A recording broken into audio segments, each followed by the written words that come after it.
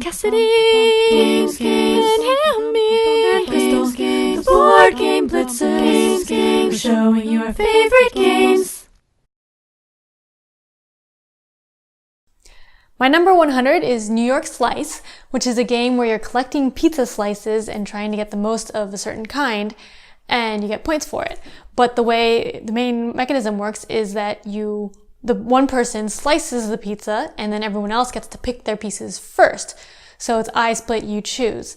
And it's really fun trying to figure out what the best options of slicing the pizza are, because you want to get certain pieces, but you want to make it so that other people don't want that slice. Also, it looks pretty cool. The box is shaped like a pizza box, which I think is kind of neat. But overall, it's a pretty fun game, and that's New York Slice, my number 100. My number 99 is BattleCon Devastation of Indines, which is a 2-player card game where you're fighting each other. It's kind of like a Street Fighter type game. You have a hand of cards and you can play them down simultaneously, and you're trying to counter the other person's play. It's a lot of mind games, and there's no randomness or luck because you know what the other player has. There's a lot of characters in the box. They all have different special moves, so there's a bunch of gameplay in there. And that's BattleCon Devastation of Indines, my number 99. My number 98 is a much smaller box. That's Kobayakawa, which is a bluffing game. You each get one card, and you want the highest value at the end of the game, but the person with the lowest value gets to add their card to a card in the center. So on your turn, you can either get a new card or change the card in the center, and that's it. Then there's betting, and the betting is either you're in or you're out. There's no choosing what your bet is. So I think poker is kind of stressful because you have to choose how much you're raising and how much you're betting and stuff. But this gets the similar poker bluffing feeling without the stress of choosing how much to bet. And that's why Kobayakawa is my number 98. My number 97 is Bunny Bunny Moose Moose, which is a party game, but it's pretty difficult to learn. So in the game, there's a hunter who's saying a rhyme, and he's playing cards down that are telling you what you're getting points for. And everyone else is looking at the cards and doing things like this or this, trying to get different points, because this means you have rabbit ears, and the cards will say if you have rabbit ears you get +2 points, or if you have a bent ear then you get -2 points. So it's all real time, and people will be changing their antlers and ears throughout the game until the hunter gets a gun card, and then he shoots, and everyone has to freeze, and then they count their points at that moment. So it's a lot of concentration for a party game, but it's really fun watching people play as the bunny or the moose. It's also fun playing it, but that's why Bunny Bunny Moose Moose is my number 97. My number 96 is Pictionary, but I've never played by the actual rules. We've always used a house rule. So in normal Pictionary, you're on teams, and one person is drawing a picture of something and everyone is trying to guess it. But one team goes at a time. In our house rule, we play that all the teams go at the same time, which is an all play in the normal Pictionary. So there's one person drawing from each team, and whoever guesses first gets the point. So that's a lot better, I think, than the regular game, because in the regular game, one team can just play and they keep going if they win, so they can win without anyone else going. But I grew up playing this with my family a lot, so I really like playing Pictionary with my family.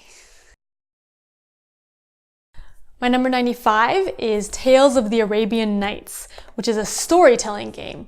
In this game, there's this big book of tales, and every time you go somewhere, there's an adventure where another player reads off the encounter to you. And then sometimes you can choose what you want to do.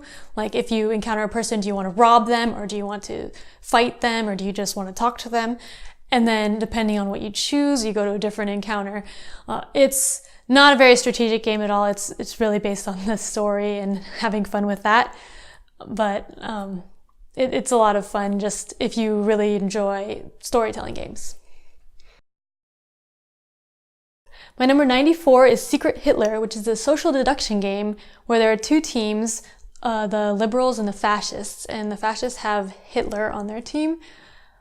And the liberals are trying to pass policies, and the fascists are trying to fail them or get Hitler elected as a leader. And there's a lot of voting in the game.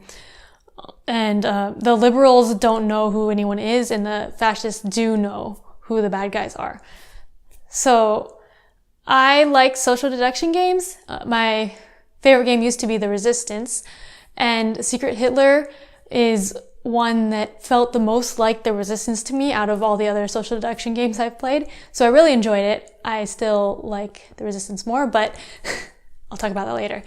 But Secret Hitler has more bluffing to it than a usual social deduction game, and less of the deduction part, which is why I like it less, because I'm not as into bluffing. The way it works is that when you go on a mission, you take 3 cards, and they can be passes or fails, and the first person discards 1 and gives 2 to the next person on the mission, and there's only 2 people on each mission, and the other person picks the final one. So there's a chance that they could have gotten 3 fail cards, but depending on what they say and how other people believe them, there's a bluff there, because the first person could be a bad person discarding a good card, or they could have been a good person and there weren't any good cards there. So it's a lot of bluffing and yelling at people if you like that type of game. So that's why Secret Hitler is my number 94. My number 93 is Dark Moon, which is another team game with hidden identities. In this one, you're on a spaceship and there are certain people who are infected, and no one knows who anyone is, but the infected people are trying to make you lose the game. And the way it works is you're rolling dice, and the dice can tell you if you're succeeding things or not, but you roll them behind your screen and then put them out in front of your screen afterwards. So you could be a good person and roll badly, and other people might not believe that you're good. So I like it a lot. There are a lot of tense moments when everyone's accusing everyone of being bad, when everyone's just rolling poorly. So I have a lot of fun playing Dark Moon. My number 92 is Dr. Eureka, which is a speed game. I like speed games. In Dr. Eureka, you have these graduated cylinders with marbles, different colored marbles in them. And then each round, a card is flipped over with the cylinders and marbles pictured on them, and you're trying to get to what the picture says. But you can't touch the marbles. You have to pour them back and forth between your graduated cylinders, and you have 3 of them. So you're trying to do this the fastest, because whoever does it the fastest will get the point. So it's a pattern matching speed game. It's really fun. Dr. Eureka. My number 91 is Rail USA, which is a train game where you're building routes across the USA, and you get money for going to different cities. So you get shares in companies, and then you can put the cubes down, which are the routes. But something cool about it is that the first person who gets the transcontinental line, which is linking cubes all the way across the US from a city on the east to a city on the west, gets a bonus. So I like trying to go for that. So that's why Rail USA is my number 91.